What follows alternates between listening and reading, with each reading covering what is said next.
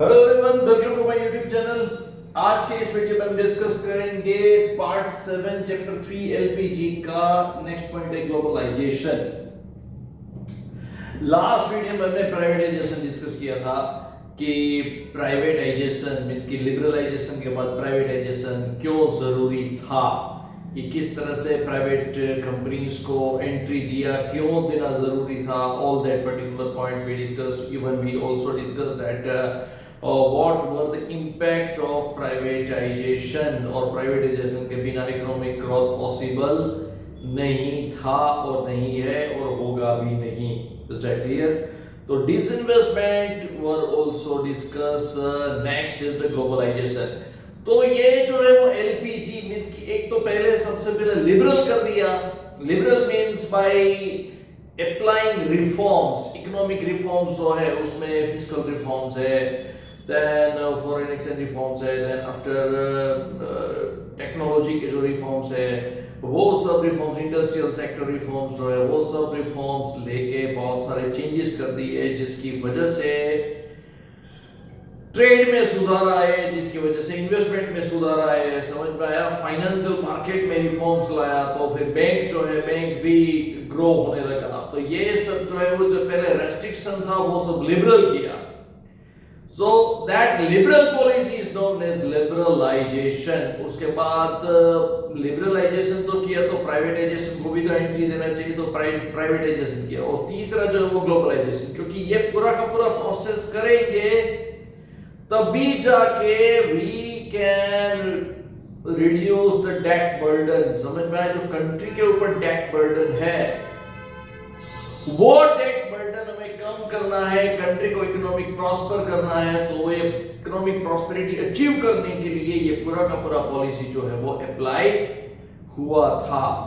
जितना इजी मैं बोलता हूं, जितना इजी आप वीडियो में देख रहे हो उतना इजी नहीं था, because at that time doctor Manmohan Singh was finance minister and he took initiative to do all this. क्योंकि विपक्ष में जो बीजेपी था तो सब लोग जो है वो ऐसा ही बोलेंगे कि फॉरेन कंपनीज को आप बढ़ावा देते हो, फॉरेन कंपनीज ये करती है, फॉरेन कंपनीज वो करती है। अब फॉरेन कंपनीज यहाँ पे आके हमारा पैसा तो यहाँ वो लूट के जाएगी, तो रुपया जो है वो गिरेगा, दिस एंड दैट। लेकिन रुपया जितना गिरता है उतना बेटर है हमारे लिए। क्यों? क्योंकि एक्सपोर्ट से रेवेन्यू जनरेट तभी होगा जब रुपया गिरेगा। Mind well. समझ में आया? वो तो मैं एडवर्स पे कहां पे पड़ता है? इंपोर्ट बिल की वजह से, हमारे इंपोर्ट बिल की वजह से जो रुपया गिरता है वहां पे प्रॉब्लम आता है। Is that clear? Otherwise export earning जो है वो इंक्रीज होता रहता है, हमारा गुड्स जो है वो इंटरनेशनल मार्केट में ज्यादा सस्ता बिकेगा रुपये डिवैल्यूड होने से। समझ में आया? So that was favourable. अब बहुत बार क्या है कि मैं यहाँ पे वीडियो में बोल नहीं सकता, बहुत सारे ऐसे जूथ है, बहुत सारे ऐसे ग्रुप है, those who are arguing that कि अगर भारत देश जो है वो एक महीना या एक साल फॉरेन की प्रोडक्ट्स जो है वो फॉरेन के ब्रांड्स जो भी है वो सब परचेस करना छोड़ दे तो एक साल में हमारा रुपया जो है वो मजबूत हो जाएगा। फालतू का डिस्कशन है, फालतू की बात है। ऐसे व्हाट्सएप पे बहुत सारे मैसेज आपके देखते होंगे, पढ़ते भी होंगे, लेकिन वो पॉसिबल नहीं है। सिचुएशन जो है वो one of the best situation है, क्योंकि अगर रुपया एप्रिशिएट होगा तो बहुत सारे प्रॉब्लम्स हो सकते हैं। Is that clear? तो वो डिफरेंट टॉपिक पे डिस्कशन हो जाएगा। तो अभी ये ग्लोबलाइजेशन जो हुआ है, तो ग्लोबलाइजेशन में फेवरेबल कौन से पॉइंट्स है, तो ये जो है वो मैंने ब्रीफ में आपको बोल दिया कि ग्लोबलाइजेशन से ये सब बेनिफिट है। समझ में आया? दूसरी चीज क्या है कि हमारे कंट्री के पास इतना इन्वेस्टमेंट ही नहीं था। इन्वेस्टमेंट नहीं है तो आप एम्प्लॉयमेंट जनरेशन कैसे करोगे? So which is why globalisation was the one panacea to solve all the economic problems at a time. If globalization process is there, then and then only we can reduce the poverty. अगर globalisation नहीं होता we were not able to reduce the poverty. क्यों? क्योंकि investment तो चाहिए country में। जितना population है, जितने एजुकेटेड लोग हैं, सबको जॉब दिलाने के लिए इन्वेस्टमेंट होगा, तभी जाकर तो जॉब मिलेगा, और जॉब मिलेगा, एम्प्लॉयमेंट जनरेशन होगा, तो वहां से इनकम जनरेट होगा, and that particular income will turn into consumption and savings. ये सब जो है ये पूरा का पूरा इकोनॉमी इस तरह से चलता है, समझ में आया? So that was the benefit of globalization, and globalization से बहुत सारे इंटरनेशनल ब्रांड्स जो है वो बहुत सारे डिफरेंट इंडस्ट्री में एंटर हुए, और वहां से बहुत सारा एम्प्लॉयमेंट जनरेशन हुआ, इन्वेस्टमेंट हुआ, एंड सरकार को भी टैक्स मिला। लेकिन उसमें डिमेरिट्स भी है, दैट भी also we are going to discuss. लेकिन उससे पहले जो है वो ये हम पॉइंट्स, पॉलिसी मेजर्स जो है वो डिस्कस कर लेते हैं। ग्लोबलाइजेशन के पॉलिसी मेजर्स मैंने पहले लिख दिए कि rise in equity limit participation. Yes, पहला क्या किया कि इक्विटी लिमिटेशन जो है वो पहले इंक्रीज कर दिया, मींस कि 51% और 51% से भी ज्यादा बहुत सारे ऐसे इंडस्ट्री में पहले क्या था कि बिलो 40% था, बिलो 40%, अब क्या 51% तक इंक्रीज कर दिया, and in some particular industry ये ज्यादा कर दिया, जिससे क्या है कि rise in equity limit participation means कि फॉरेन कंपनीज जो है वो 51% तक इन्वेस्टमेंट जो है वो कर सकती है। अगर आपके हमारे स्वदेशी कंपनी जो है उसमें 100 करोड़ का इन्वेस्टमेंट है, तो 100 करोड़ में से 51 करोड़ तक फॉरेन कंपनी इन्वेस्टमेंट कर सकती है, समझ में? Equity participation. Then devaluation of rupee आया ये पॉइंट। डिवैल्यूएशन ऑफ रुपी जो है वो सरकार करती है, तो डिवैल्यू क्यों करना पड़ा? To increase our exports, okay? Without devaluation of rupee, we cannot increase the exports. Is that clear? Another thing is what कि रुपया के devalued होगा, say for example, ये पॉइंट एक्सप्लेन करने के लिए मैं थोड़ा आगे एक स्लाइड देता हूँ ताकि यहाँ पे लिख सकूं। Say for example 35 rupees is equal to $1 है, ओके? एंड सरकार ने 45 rupees is equal to $1 devalued किया रुपये को, समझ में आया? तो पहले एक्सपोर्ट करके हमें 35 रुपीस मिलता था, आज उतनी क्वांटिटी एक्सपोर्ट करके हमें 45 रुपीस मिलेगा, तो एक्सपोर्ट में क्या होगा? बेनिफिट मिलेगा। Is that clear? So likewise हमारा एक्सपोर्ट जो एट ए टाइम बढ़ता है, और एक्सपोर्ट बढ़ने से बहुत सारे बेनिफिट्स मिलते हैं। Another thing is what? The money which we borrowed, $7 billion आगे के वीडियो में मैंने डिस्कस किया है, $7 बिलियन जो हमने पैसा उधार लिया था, that particular money can be channelized in small scale industries, those who are export oriented। समझ में? एक्सपोर्ट ओरिएंटेड यूनिट्स को हम वो पैसा उधार के तौर पे दे सकते हैं, ताकि वो एक्सपोर्ट करके इतना पैसा जनरेट करेंगे, we will be able to repay that $7 billion. Is that clear? तो इस तरह से पैसा चैनलाइज होगा, तो that is the devaluation of rupee was likewise favourable. अब देखो यहाँ पे बहुत ही इंपॉर्टेंट पॉइंट है, कन्वर्टिबिलिटी ऑफ इंडियन रूपी। अब देखो इंडियन रूपी कन्वर्टिबिलिटी मींस की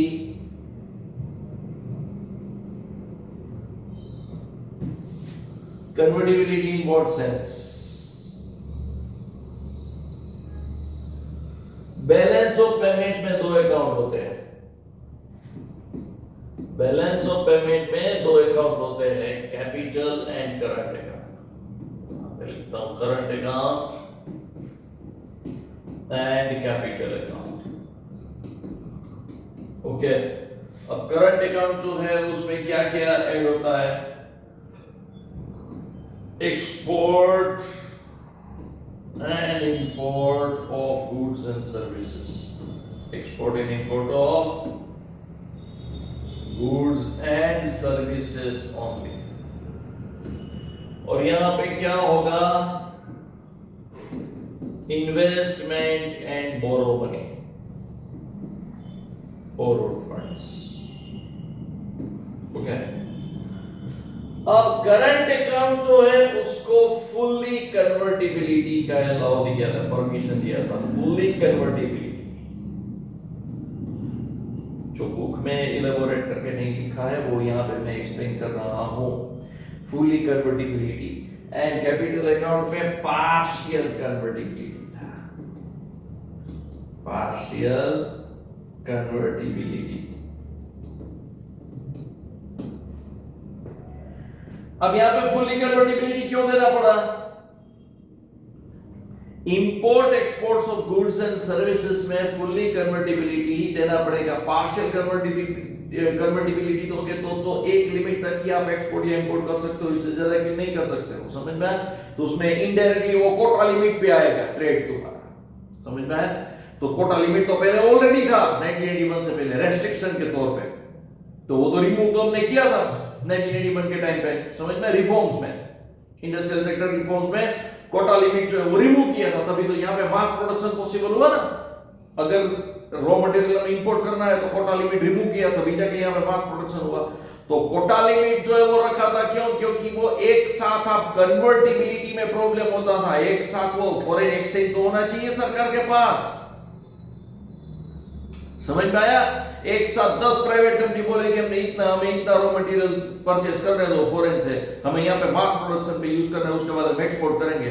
वो बात सही है, लेकिन वो परचेस करने के लिए तो हमारे पास फॉरेन एक्सचेंज रिजर्व इतना होना चाहिए, वो नहीं था, वही तो प्रॉब्लम। Is that clear? तो अब ये 1991 के बाद जो है वो कन्वर्टिबिलिटी ऑफ रूपी का जो पॉइंट है वो इश्यू सॉल्व किया ग्लोबलाइजेशन करके, तो वो उसमें यहां पे फुल्ली कन्वर्टिबिलिटी देना पड़ा करंट अकाउंट में। क्यों? क्योंकि इंपोर्ट एक्सपोर्ट में तो फुल्ली कन्वर्टिबिलिटी देना पड़ेगा कि भाई कोई भी जो है वो रुपया परचेस कर सकता है इंटरनेशनल मार्केट में से, एंड हमारे जो है वो रुपया दे के कन्वर्ट कर सकते हैं डॉलर को। समझ में आया? पेमेंट करने के लिए, तभी जाके जो है वो पूरा का पूरा गुड्स रॉ मटेरियल वगैरह परचेस होगा, सेल होगा, जो करना है वो होगा। ओके, और यहाँ पे कैपिटल अकाउंट में पार्शियल कन्वर्टिबिलिटी रखा। क्यों पार्शियल कन्वर्टिबिलिटी रखा? अगर से फॉर एग्जांपल पॉलिसी में फॉरेन की कोई भी कंपनी की रातों रात इंडिया से जाने का प्लानिंग करेगी, तो that will not be possible because of this particular law, partial convertibility। समझ में आया कि आप पूरा का पूरा आपका फंड जो है वो कन्वर्ट करके भाग नहीं सकते हो, जा नहीं सकते हो। That particular strict norms need to be mentioned and need to be designed। Is that clear? क्योंकि ग्लोबलाइजेशन जितना इजी समझते हो उतना इजी नहीं है।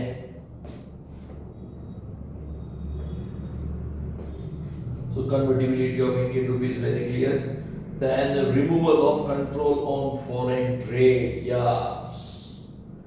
Removal of control on foreign trade means कि foreign trade के ऊपर जो भी कंट्रोल रखा था कि इस लेवल का ही foreign trade हो सकता है, इससे ज्यादा नहीं हो सकता है particular amount, all that particular rules and regulations were removed at a time।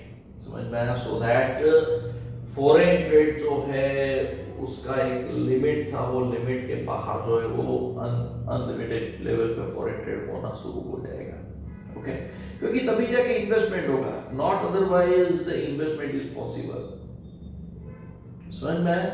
नहीं तो वो पॉसिबल फॉरेन का इन्वेस्टमेंट था ही नहीं यहाँ पे, क्योंकि यहाँ पे वेलकम करना है पैसा, दूसरे कंट्री का पैसा यहाँ पे वेलकम करना है, तो उसके लिए जो है वो हमें बहुत सारे कंट्रोल्स और रेस्ट्रिक्शंस जो है वो रिमूव करनी पड़ेंगे। Another thing is what, foreign trade में जो कंपटीशन है, तो कंपटीशन में एनकरेज करने के लिए वगैरह रखने के लिए जो है वो कंट्रोल आपको रिमूव करना ही पड़ेगा, तभी जाके फॉरेन ट्रेड पॉसिबल है। दूसरा modification of tariffs. Yes, tariff जो है उसका मॉडिफिकेशन या मींस व्हाट कि इंपोर्ट एक्सपोर्ट का जो टैरिफ है वो डिजाइन करके रीडिजाइन किया। समझ में आया? कि यूएसए से अगर हम कुछ इंपोर्ट करते हैं तो वो ऐसा रिक्वेस्ट करेंगे कि भाई इंडिया में ये पर्टिकुलर प्रोडक्ट का बहुत ही अच्छा मार्केट है, अगर आप इंपोर्ट ड्यूटी थोड़ी कम करोगे we will be able to sell at a cheapest possible rate, तो हमें वो करना पड़ेगा। समझ में आया? तो likewise we remove and produce that import tariff. Okay, और एक्सपोर्ट में अगर हमारे एक्सपोर्टर्स को कोई प्रॉब्लम होता है तो भी सरकार जो है वो कम करेगी। समझ में आया? तो वो मॉडिफिकेशन ऑफ टैरिफ्स को गिरेगा। Then modification in technology agreement, yes 1981 से पहले कोई भी टेक्नोलॉजी अगर हमें एडॉप्ट करना हो तो बहुत सारे रेस्ट्रिक्शन थे। उसके बाद जो है ये 1981 के बाद फॉरेन इन्वेस्टमेंट के साथ टेक्नोलॉजी नया फ्री ऑफ कॉस्ट आ जाता है, उसमें कोई प्रॉब्लम नहीं होता। समझ में आया? सो दिस पर्टिकुलर ग्लोबलाइजेशन से ये सब जो है वो बेनिफिट कंट्री को ज़्यादा हुए हैं, फ्री ऑफ कॉस्ट जो है वो टेक्नोलॉजी मिला एंड ऑल दैट एग्रीमेंट में भी सरकार ने बहुत सारा चेंज कर दिया, मॉडिफिकेशन कर दिया। समझ में आया? अब नेक्स्ट जो है इसके बाद कहा positive and negative impact of globalisation. तो ग्लोबलाइजेशन के पॉजिटिव इम्पैक्ट कितने हैं? बहुत सारे के पॉजिटिव इम्पैक्ट है। पॉजिटिव इम्पैक्ट इजी है बोलना, लेकिन नेगेटिव इम्पैक्ट जो है वो थोड़ा कम है। पॉजिटिव इम्पैक्ट मीन्स सबसे पहले poverty can be reduced, employment generation,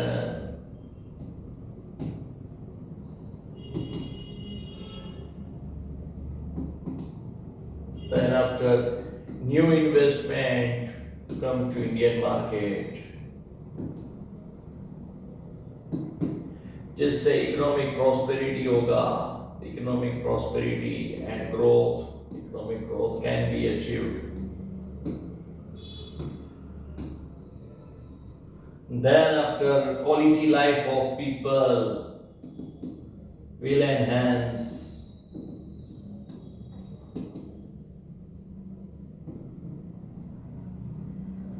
By getting new particular products, globalization से बहुत सारे नए नए products जो है वो कंट्री में आते हैं, ये सब बेनिफिट जो है वो कंट्री को ज्यादा मिला। समझ में आते? ये सब जो है वो पॉजिटिव इम्पैक्ट है ग्लोबलाइजेशन के। मींस की consumer have choices, more choices, जिससे क्या है कि कंज्यूमर जो है वो ज्यादा से ज्यादा परचेस कर सकता है और मैक्सिमम प्रोडक्ट जो है वो परचेस कर सकता है। Another thing is what competition की वजह से क्वालिटी इंप्रूव होता है और क्वालिटी से कंज्यूमर को ही बेनिफिट होता है और पूरा का पूरा मार्केट जो वो कंज्यूमर सेंट्रिक हो जाता है। समझ में आया? तो ये सब पॉजिटिव इम्पैक्ट है ग्लोबलाइजेशन के। Okay, next is negative impact. देखो नेगेटिव इम्पैक्ट जो है ना वो थोड़े समझने पड़ेंगे, यहाँ पे ध्यान रखना। Negative impact of globalisation. Okay, अब नेगेटिव इम्पैक्ट में सबसे पहले क्या हुआ? कंपटीशन जो है वो स्टिफ कंपटीशन इंक्रीज हो गया। Increase in stiff competition. अब देखो सेम पर्टिकुलर प्रोडक्ट में कंपटीशन नहीं था, कंपटीशन जो है वो थोड़ा कहते हैं ना कि कंपटीशन को डिफाइन करना पड़ेगा, ऐसा कंपटीशन था। कैसे कि इंडियन कंज्यूमर के पास जितना पैसा है वो पैसे के हिसाब से where they are going to spend, that is the most particular point we need to think. तो spending capacity is the limited and by keeping that spending capacity in view products बढ़ गए हैं, तो वो प्रोडक्ट्स इंक्रीज होने की वजह से स्पेंडिंग में क्या होता है कि एक प्रोडक्ट के ऊपर स्पेंडिंग करने से उनके पास ऑप्शन ज्यादा होता है, तो वो दूसरे प्रोडक्ट पे ज्यादा स्पेंडिंग करेंगे। समझ में आया? तो स्पेंडिंग जो तो प्रोडक्ट के ऊपर स्पेंडिंग नहीं होगा तो प्रोडक्ट बिकेगा ही नहीं। तो इस तरह का कंपटीशन क्यों? क्योंकि प्रोडक्ट्स ही इतने सारे हो गए थे। Is that clear? Another thing is what small scale industries were too near to close down. क्यों? क्योंकि आप सिंपल देखो, ये कैपेसिटर, फैन में कैपेसिटर आता है, ओके?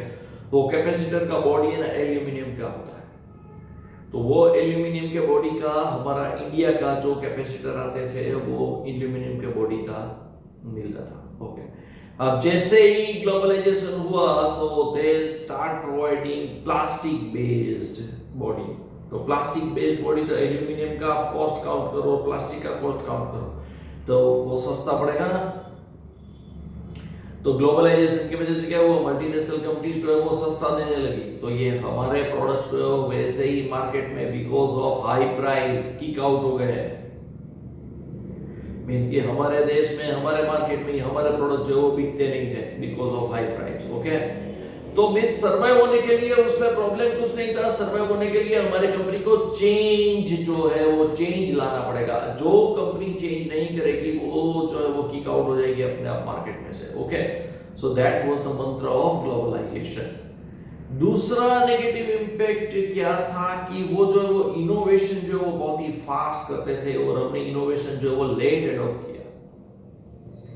जिस कंपनी ने हमारी कंपनी ने जिन कंपनी ने इनोवेशन फास्ट एडॉप्ट कर लिया है वो तो है वो दे थ्राइव लाइक एनीथिंग, समझ में? वो तो मल्टीनेशनल कंपनी से भी बहुत ही आगे निकल गई, समझ में?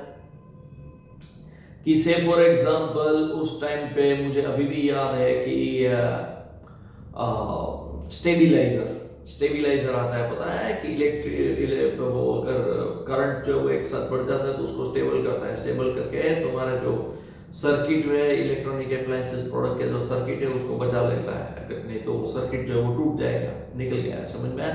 अगर इलेक्ट्रिसिटी का पावर बढ़ जाता है तो रेफ्रिजरेटर के ऊपर जो वो स्टेबलाइजर रखते थे ताकि वो स्टेबल करे। अब स्टेबलाइजर की कंपनीज जो है वो बहुत ही अच्छी तरह से चलती थी, क्यों? क्योंकि रेफ्रिजरेटर आए तो लोग जो वो स्टेबलाइजर भी खरीदते थे, क्योंकि तो 400-500 रुपए का स्टेबलाइजर लोग खरीदेंगे 7,500 तब रेफ्रिजरेटर जो है वो मिलते थे। तो 7,500 का अगर इंडियन कंज्यूमर ने रेफ्रिजरेटर खरीदा तो सामने वाला जो इलेक्ट्रॉनिक वाला बोलता है कि स्टेबलाइजर भी खरीद लो, 350-400 रुपए का आएगा। तो स्टेबलाइजर की जो भी इंडस्ट्री थी वो भी जो है वो ग्रोथ में थी। अब जैसे ही ग्लोबलाइजेशन हुआ उनके refrigerator Whirlpool, LG stabiliser inbuilt आता था, केल्विनेटर तो इनबिल्ट आता था, मींस व्हाट कि आपको अलग से स्टेबलाइजर खरीदने की जरूरत नहीं पड़ेगी, स्टेबलाइजर इनबिल्ट। तो वो डायरेक्टली कंज्यूमर सोचेगा ना कि मेरा 400-500 रुपए तो बच जाएगा वैसे। Is it clear? तो ये बहुत सारे जो है वो नेगेटिव इंपैक्ट थे, उसकी वजह से जो है वो ग्लोबलाइजेशन में थोड़ी दिक्कतें आई थी, ऑब्स्टेकल्स भी आए थे, समझ में आया? एंड उसके बाद we learn from each and every particular step and crisis and likewise जो है वो ग्लोबलाइजेशन में हम सर्वाइव होके आज यहाँ तक पहुंचे हैं, ओके? तो आज के वीडियो में इतना ही। नेक्स्ट में आउटसोर्सिंग वगैरह जो टॉपिक जो है वो डिस्कस करेंगे, डीमोनेटाइजेशन वगैरह डिस्कस करेंगे। यहाँ तक आपने वीडियो देखा, थैंक यू वेरी मच। मिलते हैं फिर छोटे से ब्रेक के बाद। आप कमेंट्स करिए, शेयर करिए मैक्सिमम स्टूडेंट्स को, एंड मेरे जो केस स्टडीज जो मैंने डाले हैं वो भी आप देखते रहना, okay? Thank you very much.